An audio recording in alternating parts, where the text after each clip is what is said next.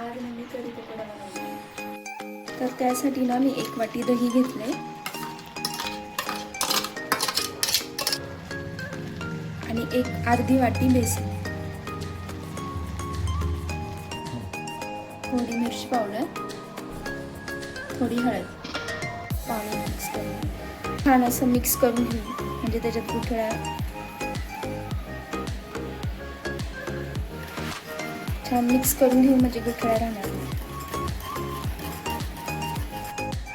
ते छान असं मिक्स करून घेतले. तोपर्यंत आपण वाटण तयार करू. मिरची, कोथिंबीर, थोडं जिरं, थोडंसं अद्रक, थोडं लसूण, खोबरं. हे मिक्सरला बारीक वाटून घेऊया.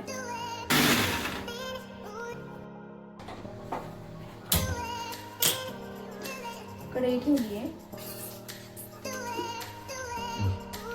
थोडंसं तेल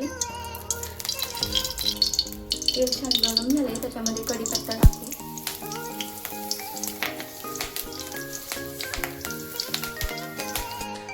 जे वाटण तयार करून घेतलं होतं ना ते आपण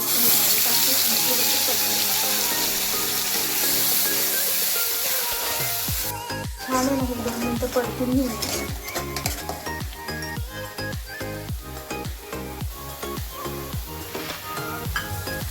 थोडीशी हळद आणि थोडं मीठ.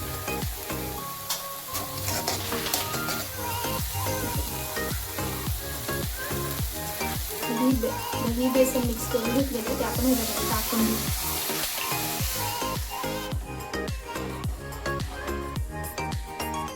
आता ना कढीला उकळी असतेपर्यंत आपण पकोडीची तयारी करू. तर ना मी 1 वाटी चण्याची डाळ आहे ना भिजत घातली होती.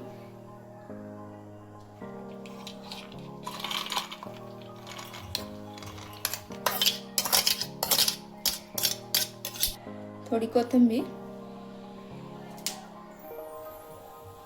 2 मिरच्या, अद्रक आणि लसूण, थोडं जिरं, थोडी हळद, थोडं मीठ, थोडं पाणी आणि हे मिश्रण ना थोडं जाडसरच वाटायचं. हे बघा असं वाटून घेतलेलं आहे. एका वाटीमध्ये काढून घेऊ. आता ना एक छोटा पॅन ठेवून घेते. पॅन गरम झालाय. त्याच्यामध्ये थोडंसं तेल टाकते.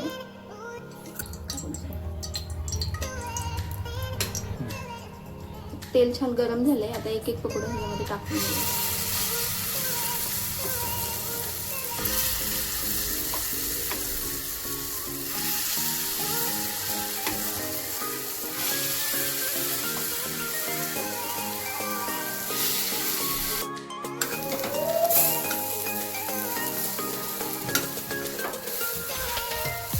आता आपण हे तयार केलेले पकोडे ह्यामध्ये टाकू.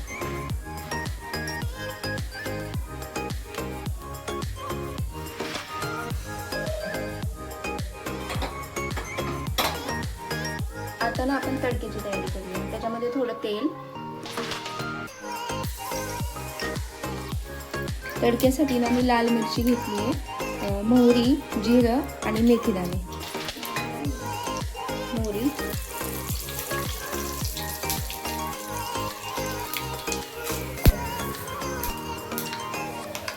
तळलं ना की त्याला कढईमध्ये टाकून घेऊ.